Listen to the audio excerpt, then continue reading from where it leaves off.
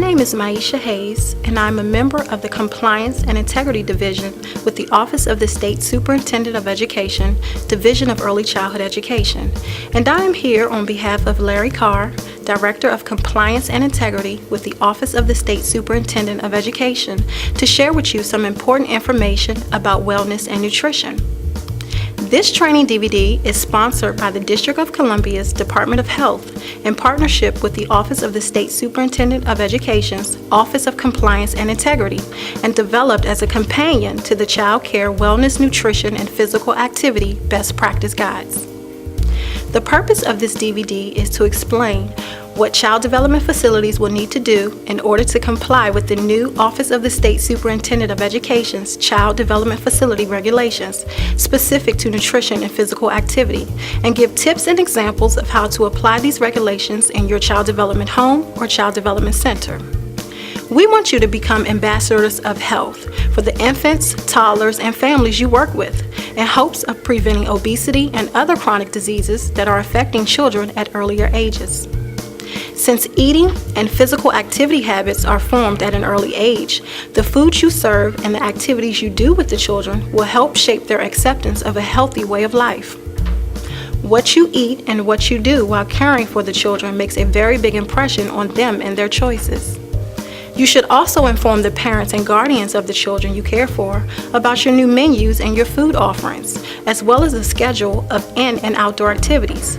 Sharing the new menus and physical activity plans with parents may inspire them to adopt these same practices at home. To remain in compliance with the Office of the State Superintendent of Education's new Child Development Facility regulations, it is essential that your child development facility follow the guides and examples discussed in this training DVD. We hope you find this information useful not only in your child development facility, but in your daily lives with your own families. Hi, I'm Dr. Linda Thompson, and this is Ms. Jennifer Muhammad, and we will be conducting the training contained in this video. I'm a licensed nutritionist who has worked many years with DC residents to improve their food choices and actually started out as a Head Start nutritionist. I will be the instructor and chef for the healthy eating component of the training. Ms. Jennifer Muhammad is an educator, experienced trainer, mother of 4, and has over a decade of experience engaging children in physical activity. She will be the instructor for the physical activity component of the training. I will begin the training with tips and ideas for taking action on the DC Child Care regulations with the following: physical activity tips for parents and providers, indoor and outdoor active play, and toys and play materials. Dr. Thompson will provide tips and ideas for healthy feeding practices with regard to the DC Child Care regulations, including hand washing, bottle feeding, food portions and meal requirements, healthy meal preparation, and food budgeting. You will be viewing a live training that was conducted for DC daycare homes and child care center providers. Please consider yourself part of the audience and think of the responses you would give as if you were attending the training. It is our hope that you find this informative and helpful. Enjoy!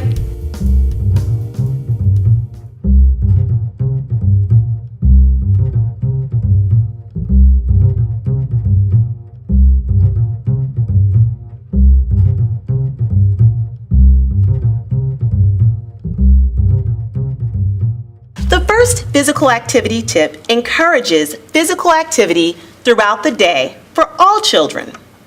So we would like to expand our thinking about physical activity and not just see it as a 15 to 30-minute block of structured adult-led activity, or just think of it as a PE class that happens only one time during the day.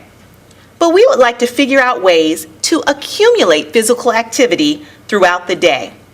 We want to encourage short bouts of movement and to integrate these bouts into our daily routines. We want to plan for the longer structured periods of time and of movement, but physical activity does not need to be continuous to provide necessary health benefits.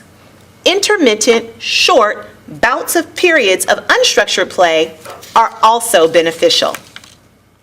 Physical activity tip number 2.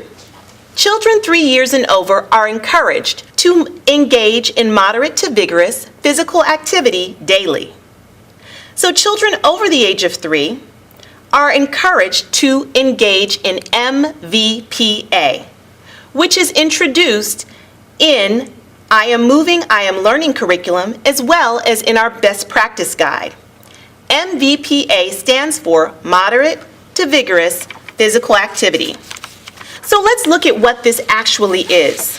Moderate physical activity increases your heart and breathing rate. Children may sweat, but can still carry on a conversation. On the other end of the spectrum is vigorous physical activity, which is rhythmic, repetitive activity, like a fast walk, a jog, skipping, twisting, running, activities that get children breathless.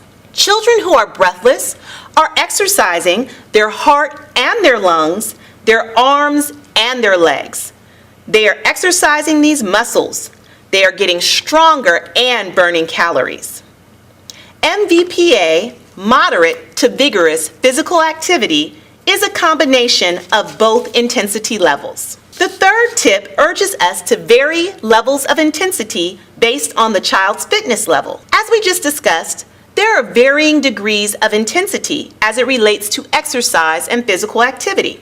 When you all are moving together, it's good to watch for signs of fatigue and/or frustration, and be ready to change or modify the activity that you are engaged in. This will help to meet the needs of individual children. For example, one child might get slightly winded from running across the playground.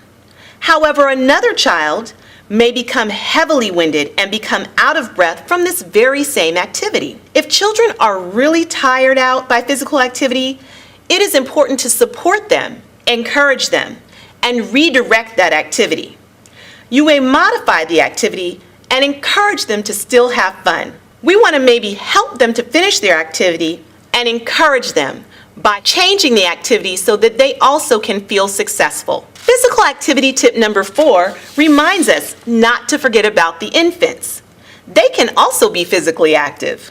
It may not look like what the toddlers and the preschoolers do, but tummy time, which is supervised free play on their tummies in open and safe places, encourages infants to explore their environments, to touch and to feel the world around them. It helps them to build strength and to increase body awareness and to reach important milestones like rolling over, like sitting up, and like crawling. Physical activity tip number 5 reminds us that movement can either be adult-led or child-led. Both are important. Adult-led or structured physical activity tends to get children moving to higher levels of intensity. Child-led or free play, unstructured physical activity allows children to explore their environments, to be creative, and to use their imaginations. One thing that works really well for children is to allow children to use music to lead unstructured physical activity. If you use a children's CD to get their bodies moving, they may enjoy being asked to lead a familiar workout that you have already shown them, especially to a favorite song. Physical activity tip number 6 encourages us to be creative and use our imaginations to increase the variety of activities to offer them. Encourage the older children in your care to be creative and add new twists on existing game or to create a new game. This will help to keep their interest and to prevent boredom and monotony that can come from doing the same activity day in and day out. Variety also allows them to work different muscles in their bodies. This leads us to our small group activity. Now we will prepare to split you up into small groups. You each will receive a basket of inexpensive household items. We would like for you to do 2 things.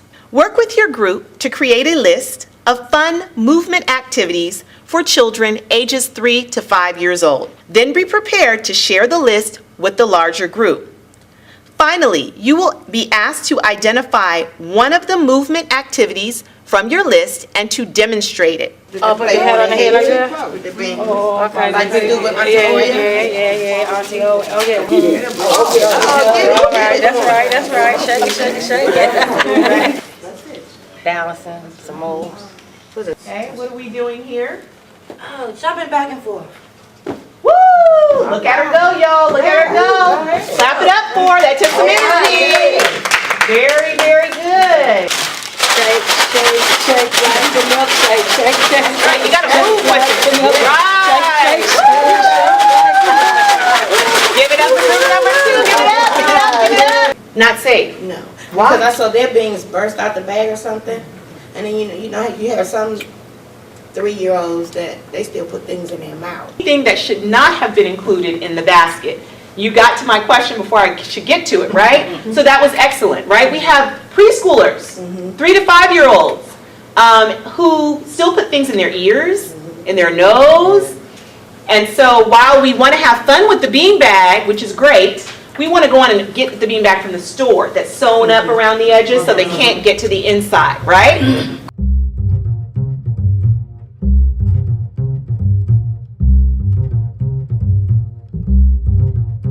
We will begin by reviewing active play, which states that each child development center serving infants, toddlers, and preschoolers will provide time each day for active play. Why is this? In infants, movement develops the baby's brains, increases the ability to learn, maintains healthy bones, muscles, and joints, and promotes good sleep. One of the key ways to engage babies in physical activity is through tummy time. Having tummy time with them at least 2 to 3 times per day. This means laying the baby on a clean, safe, open area on the floor on her tummy. Place favorite toys in view, like an unbreakable mirror or a board book nearby to encourage her to reach and explore. Get down face to face and talk, sing, play, and clap. Play simple games that will encourage a variety of movements like patty cake and wheels on the bus. In toddlers, when they move, they build strength and make brain connections, and all of those benefits that I just mentioned for the infants. But what stands out for toddlers, as their physical skills increase, so does their confidence. Best practices include a combination of free space and developmentally appropriate toys to encourage them to be physically active. These toys include balls, large blocks, tunnels, rocking boats, low climbers, and riding toys. Again, this age really enjoys games that incorporate music, imagination, imitation, and simple directions like follow the leader or dancing with scarves. Active play for preschoolers are often very social and imaginative. They love games, dancing, riding tricycles, creating obstacle courses to move through. Again, a combination of free space, balls, yoga mats, hula hoops, and playing hopscotch, freeze tag, and parachute will provide a variety of options for fun movement. Daily physical activities in this age group develop their brains and increase their ability to learn. Now we will discuss the requirement for outdoor active play. Each child, including infants, toddlers, and preschoolers, must have a minimum of 2 hours of outdoor play and outdoor activities each day. This is further broken down to explain that they are to have at least 1 hour of structured or guided activity and 1 hour of unstructured child-initiated play. Why is this? Well, it is important for children of all ages to go outside and exercise, explore, play, and get fresh air and sunshine each day. Today we're outside in the preschool play area, enjoying the fresh air with 3 to 5-year-olds. Today we are with them on a padded surface area as they work their arms and their legs, their heart and their lungs to achieve moderate to vigorous physical activity. Today, we are helping to remind you about the requirements that state that children must have 2 hours of outdoor active play each day. 1 hour to be structured adult-led physical activity, and the other hour to be unstructured child-led activity, free play as they call it. So today we'd like to show you what it looks like as children ages 3 to 5 play with their hula hoops. They go up and down on the slide, run, jump, and enjoy the fresh air. Why is it important for children to go outside for 2 hours each day? It's important for them to get fresh air and sunshine. It's important because oftentimes this is a child's first encounter and experience with science, enjoying the seasons, enjoying the weather, and enjoying all of the pleasures that the outdoors has to offer. For the infant, outdoor activities include carriage nature walks, taking infants on walks in and around the neighborhood, pointing out trees and squirrels and other natural highlights. In the summer, the water swing activity, where you place the child in the infant swing, turn on the sprinkler that is placed nearby so that as he swings back and forth, drops of water fall on him.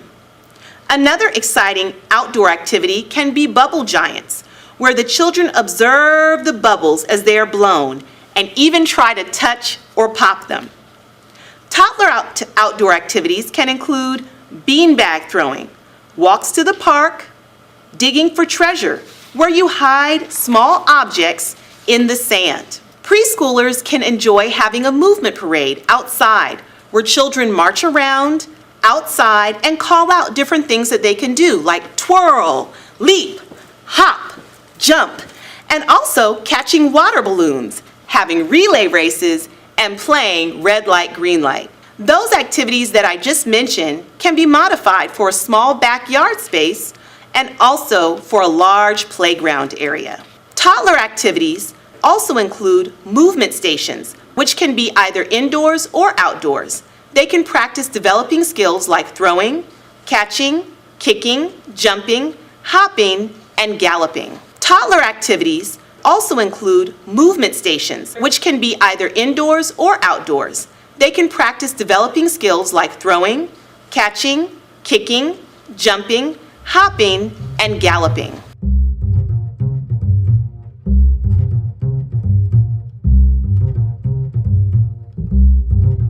Regulations state that each child care facility must make sure that there are sufficient amounts of toys, enough toys and play materials. Why do you think this is? The reason is to avoid excessive competition among children who may experience long wait times for their favorite toy. Not only is it important to have several kinds of each toy, but compliance also means having a variety of items to provide a wide range of experiences that will appeal to the individual interests of the children. We want to also remember that there's a different variety of things that we can do with the toys. Variety of toys include different colors, using both primary and secondary colors, different sizes and shapes, square, circle, triangle, rectangle, oval, and small, medium, and large toys. The toys listed here are ones like blocks, handheld toys, push and pull toys, and balls. They allow us to teach children, even while playing with the toy, they can learn their different colors and shapes along with having fun. It is important to inspect toys frequently, removing those that are broken and those that have sharp edges and small parts. Arranging toys in an orderly fashion and keeping them organized allows children to see all of the toys at the same time. They may be able to reach in when they see them and select their own toys, which promotes their independence. It allows them to identify their favorite toys when they are ready to play with them. It also allows them to know where they belong and put them back when they are finished. So the best way that we can organize our toys are to place all the toys that are alike together. We can use sturdy shelves with rounded edges to display the materials. Clear plastic bins and colored milk crates can hold balls and larger toys. They can also stack vertically, allowing you to get things off of the floor for more play space. Peg boards on the wall with pocket bags and hooks provide visual storage that is up off the floor. Toy bins and boxes can be labeled with pictures and words to describe what's inside.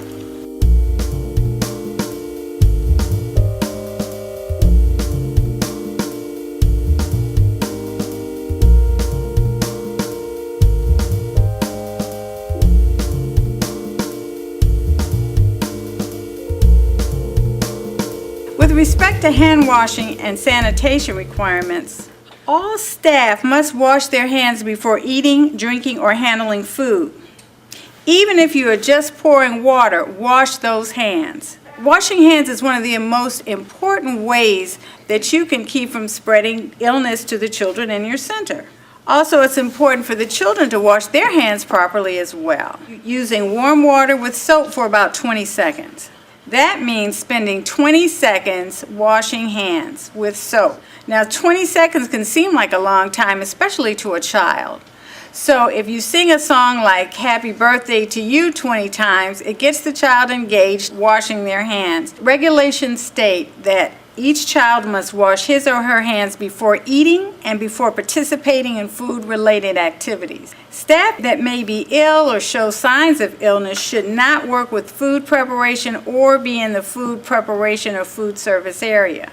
I know it's hard for family daycare centers who might only have one staff or two staff persons to not feel well and say, well, I'm not going in today. So what do you do? If you're feeling really ill, throwing up, vomiting, diarrhea, don't come in because it's really not fair to the children. Also, if it's just some sneezing, you might just want to wear one of those facial masks. Hopefully it won't scare the children, but at least you're covering up in case you have to sneeze or cough. Again, these are the regulations and you really must be in compliance.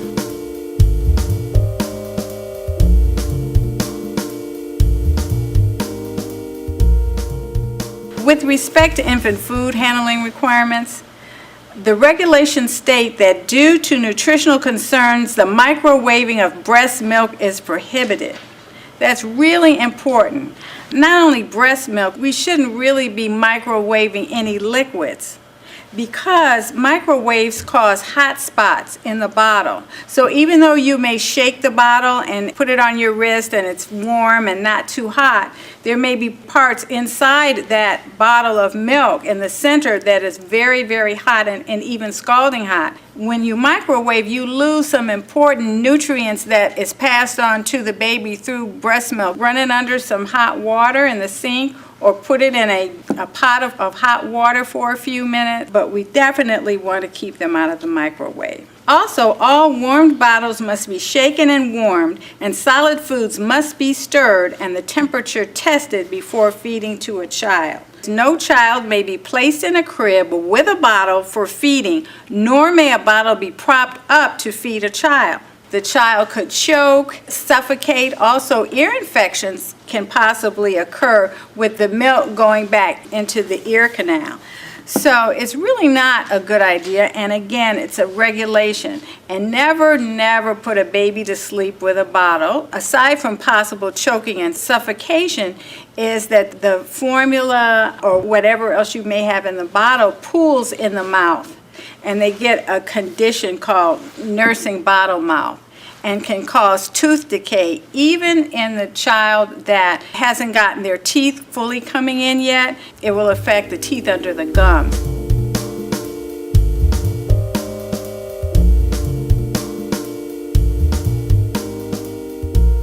It's important to be accurate with the portion sizes you are giving children. You want to make sure they're getting enough food, but not getting too much. And you also want to be in compliance with the regulations. Whether you're a small family daycare provider or a large center, there are a variety of tools to use to measure portion sizes. Stainless steel measuring spoons are great to use because they can be used with hot and cold items. They don't stain like when you use tomato products. They keep their color. They're inexpensive and they last for years, and they come in a variety of different portion sizes. When measuring liquids, it's best to use a glass measuring cup. It comes in a variety of sizes, as you can see, a large, small, and in between. Again, you don't have to be concerned about using hot liquids or the glass scratching or staining. Scales can also be helpful in measuring food portions and is also good for family daycare homes. There are larger scales available for daycare centers that serve larger meals. Now, we've just talked about food portions and sizes and measuring utensils. But you know, a lot of us who are serving food, who cook a lot, we feel like we can eyeball and know exactly what's a half a cup, what's 3/4 a cup, what's a quarter of a cup or something, and we sort of pour it in without measuring. But to be in compliance with regulations, you really have to know the exact portion sizes and serve the exact portion sizes. But just for fun, we're going to ask a couple of members in our audience who think that they can eyeball and measure correctly to come up. Stand right here. Now, what's the portion size for milk for a 3 to 5-year-old? 3/4. Right, 3/4 of a cup. We're not coaching. You know, We're that's not a little saying- over half. You know? All right, he wants 3/4. No coaching? Is that the 3/4 of a cup? Yeah. Are you happy? Is that your final answer?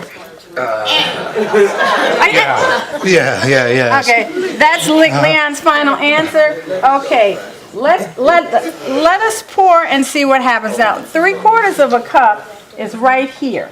Okay, so we're going to see where we are here. Okay, this is 3/4 of a cup, Leon. So this child is going to get a lot of milk today if it's up to you. Okay, so that's why it's really important to measure. And your name? Cassandra. Cassandra. All right, Cassandra. So you can use any of these except a measuring utensil and any of these to measure out a serving size of fruit for a 3-year-old, which would be how much? 1/4. 1/4 of a cup. Okay. Okay. All right. And okay.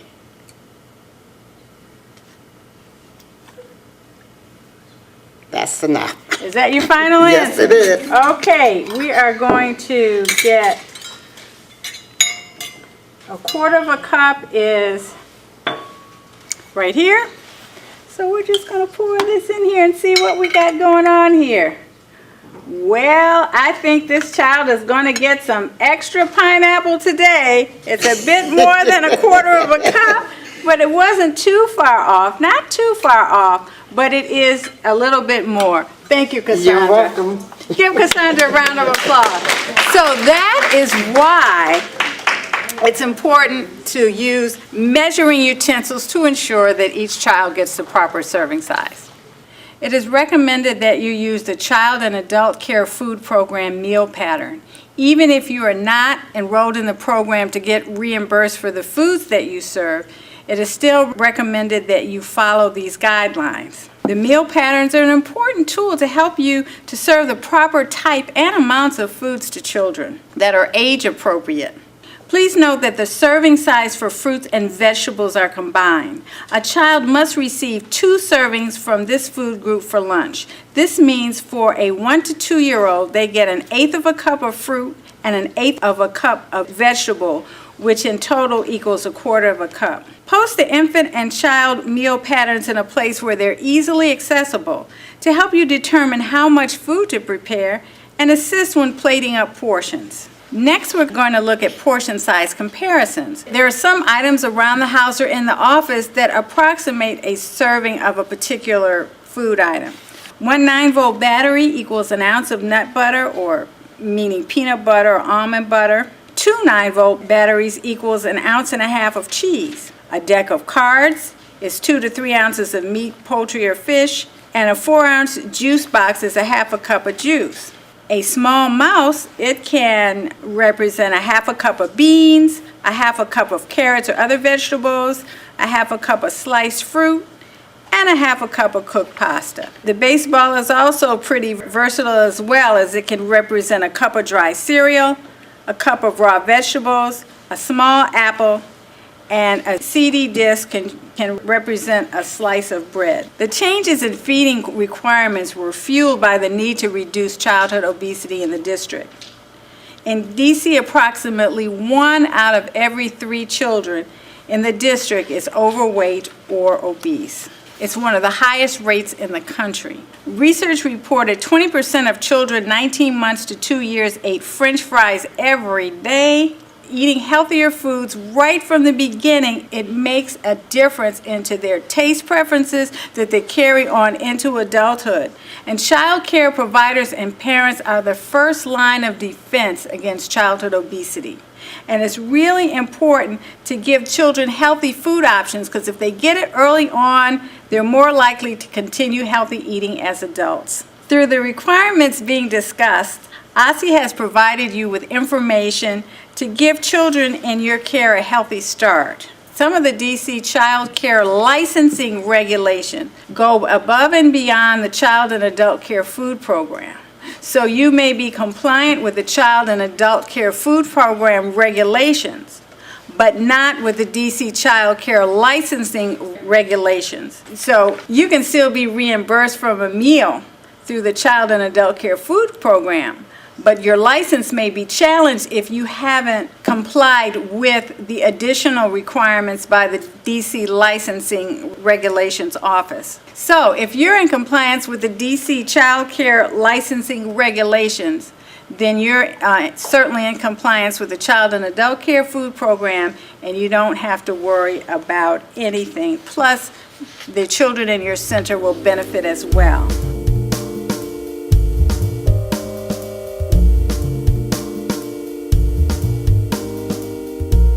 So what are some of the new requirements? Meals should be served in accordance with the latest U.S. dietary guideline recommendations for trans fat, sugar, salt, and fat intake.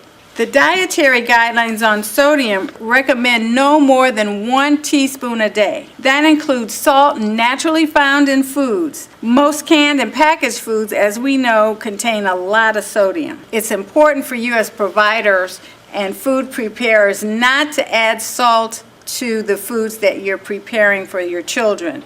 Instead, there are plenty of herbs and spices that you can use. You can look at the nutrition labels that are required on all food packages to guide you as to the amount and types of fat, the amount of sodium and sugar that is contained in a serving size of a particular food that you want to serve. It also shows how much sugar and calories are contained as well. So as we look at this food label, trans fats are found in a lot of processed foods like cookies, crackers, cakes, and breads. The nutrition label can tell you if a food contains trans fat. As we look at this label, this particular food item contains 3 grams of trans fats. Choose foods with a percent daily value of 5% or less per serving when it comes to fat or sodium. That might sound confusing, but if you look on the right-hand side of the food label, and over there it's a percentage, like total fat is 18%. Now 18%, if you look on the extreme right, it said 5% or low is less, 20% or more is high. Fat in this particular food is on the high side. So when we look at sodium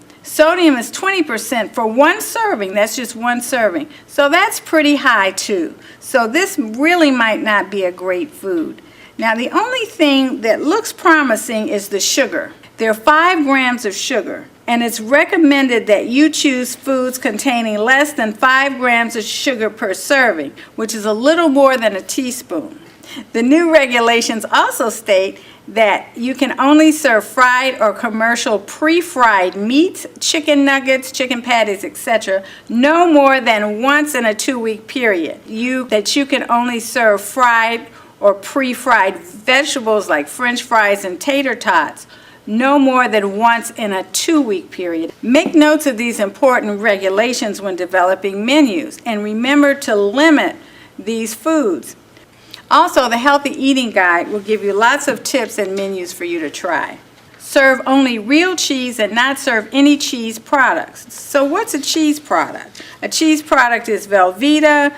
Those American singles that you put on sandwiches are not real cheese. They have fillers, emulsifiers, colorings, flavorings in them. To ensure that the children are getting enough of the meat alternate cheese, it's important to use 100% real cheese. So you must read the labels. Label reading is now going to become real important for you. I just want to give you a little note about fish. There are certain fish that contain high amount of mercury and other toxins that are harmful to children and should not be eaten often. Some that are found in this area are the king mackerel. You know, we see the canned mackerel. That's albacore tuna is another one that should not be served often. The albacore is the white tuna. Also swordfish, which we don't normally serve, and marlin. Also in some regions, particularly in North Carolina, and we may get some of their fish, perch, grouper, and catfish are also high in mercury and should be avoided. With respect to cereals, cereals with greater than 6 grams of sugar per serving can only be served 2 times a month. That means we have to read labels to make sure that it's no more than 6 grams of sugar per serving of that particular cereal. Sweet baked goods, including but not limited to cookies, donuts, cakes, pastries, etc., can be served only once for breakfast and once for a snack in a 2-week period. Serve whole milk to children 1 to 2 years old and 1% milk for children 2 years and older. The older children don't need the amount of fat in their diet that the younger children do. Also, no juice drinks and other beverages with added sweeteners, whether artificial or natural, can be provided to children. That means no Kool-Aid, no cranberry drink, Sunny D, Tropicana. Make sure it says 100% juice. Regulations also state you must provide water upon demand and have it continuously available to children all day long.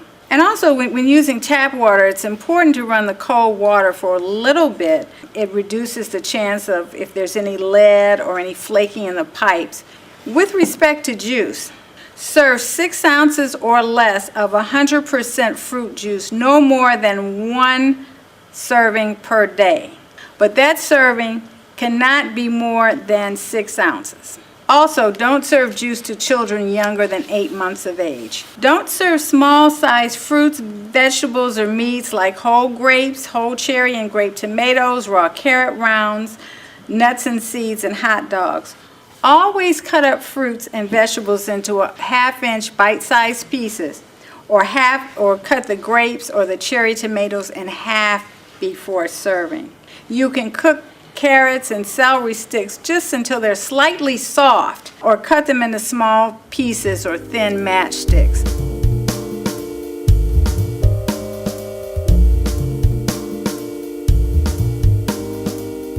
Today, I'm going to be preparing vegetable bean chili.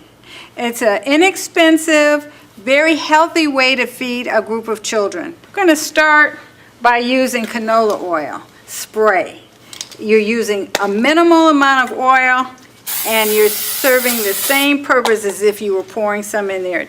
All you want to do is keep the food from sticking.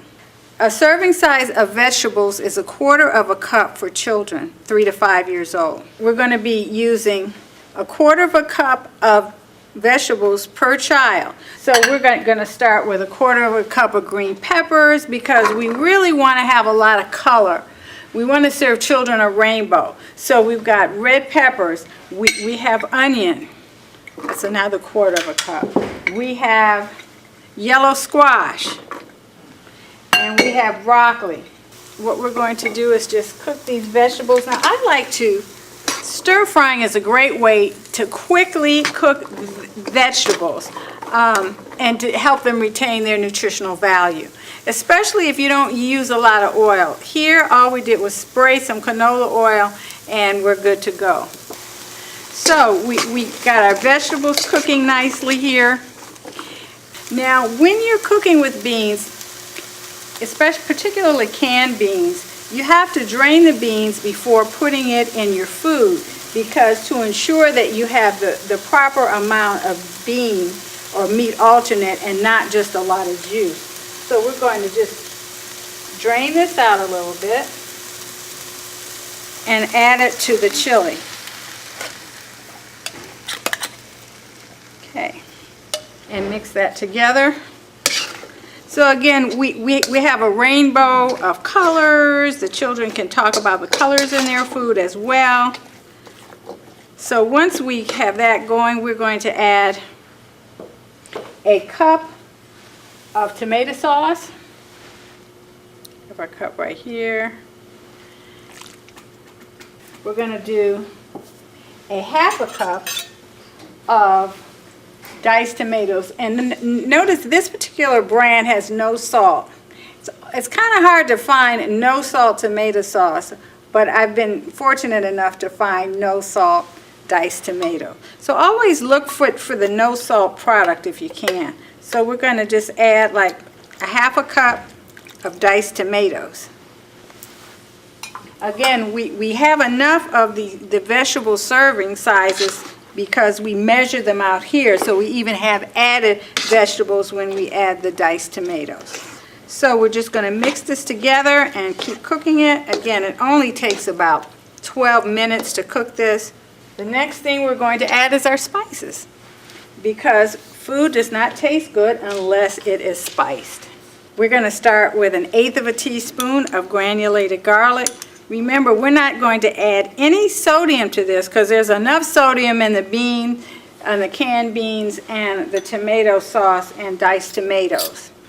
And to make a point, it's much better if you can take dried beans and cook it, because again, you can control the sodium content in it, and also it's a lot cheaper if you cook dried beans as opposed to buying them in the can.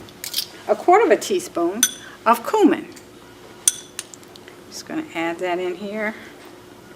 Again, children do not need a lot of spicing, but they need enough to make it flavorful.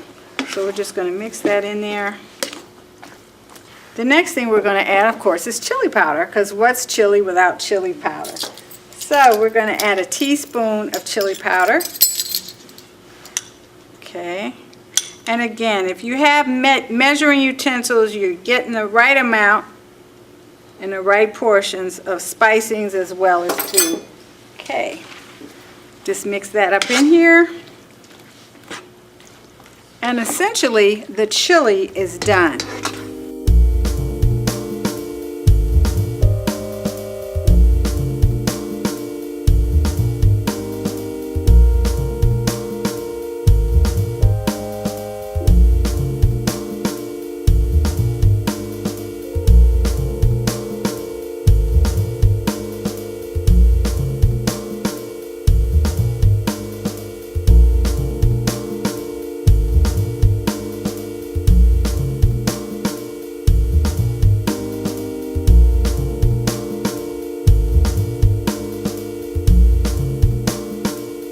We've asked participants to come up with a meal for 8 3-year-olds for $8 or less. And let's see what they came up with. We wanted to do a quesadilla. For our protein, we're going to have beans. And then for our vegetable, we're going to have the diced tomatoes. And then for our grain, of course, we're going to have our tortilla. And then for our vegetable, we chose apples, which will be very good. Be our fruit. And then we're going to top it off with our dairy product, which will be our 1% milk.